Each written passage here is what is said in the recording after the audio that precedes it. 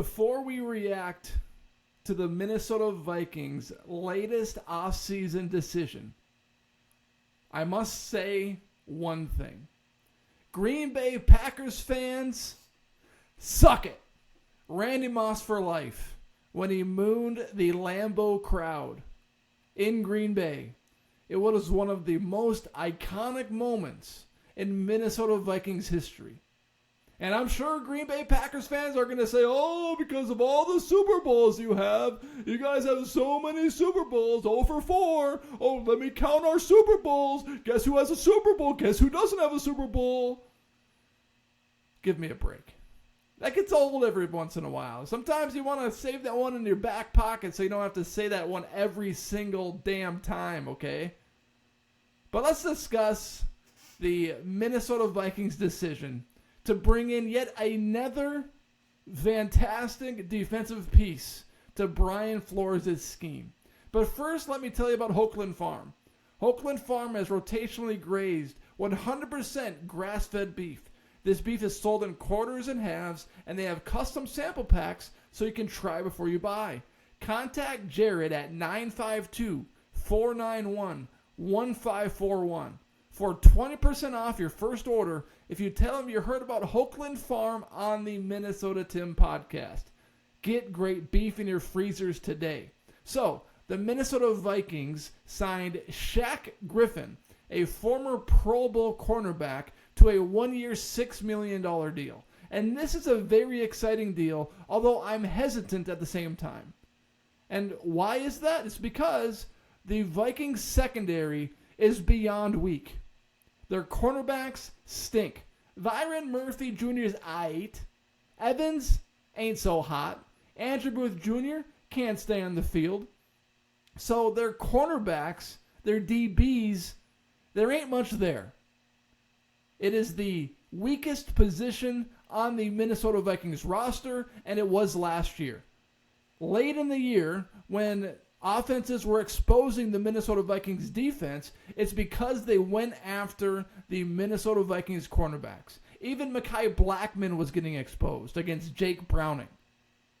Jared Goff, Jordan Love, these quarterbacks were having a heyday on the Minnesota Vikings secondary. So, one of the biggest offseason needs was to get cornerback help, and they signed Shaq Griffin. And here's an interesting statistic, although it's not saying much at the very same time, because Shaq Griffin is a better cornerback than the Minnesota Vikings cornerbacks. And the stat is this.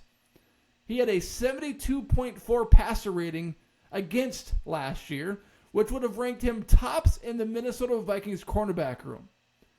That's not much of a surprise, but yet it's still a heartwarming statistic because the Minnesota Vikings need help, and last year, according to that stat, he would have been the best cornerback on the Minnesota Vikings roster. And he has experience. Evans, Blackman, Andrew Booth Jr., who can barely stay on the field. The only guy that has experience in the Minnesota Vikings locker room is Byron Murphy Jr., and even he missed a few games last year. Now, the reason why I'm hesitant to get super excited and super overjoyed is because it's a 1-year, $6 million deal, and it's this late in free agency, which tells me there weren't a whole lot of teams interested in signing up for his services. So why weren't there a whole lot of teams interested in signing up for his services? Sure, he would have been the best cornerback in the Minnesota Vikings locker room last year, but that's not saying a whole lot because the Minnesota Vikings secondary stinks. So because free agency now has been going on for over a week, and he was still one of those guys out there that hasn't been signed, why weren't there more suitors interested in Shaq Griffin? I think it's a very fair question. Now, I think this is big because you bring in Cashman, the former Minnesota Gopher great. You bring in Greenard to basically replace Danielle Hunter. And you bring in Van Winkle, who is a great edge rusher when he's healthy. But that's not enough for Brian Flores' scheme. Because then what's going to happen is opposing offensive coordinators and quarterbacks are just going to torch and expose the Minnesota Vikings secondary. So this move was needed.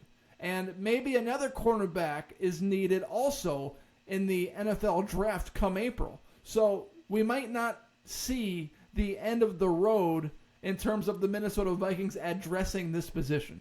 But it's an exciting move because it was a needed move. But I'm still hesitant because why is he still out there? Why is it only a 1-year contract? Because 1-year contracts say a lot about NFL players. It tells us that there's not a whole lot of trust there. There's not a whole lot of greatness there.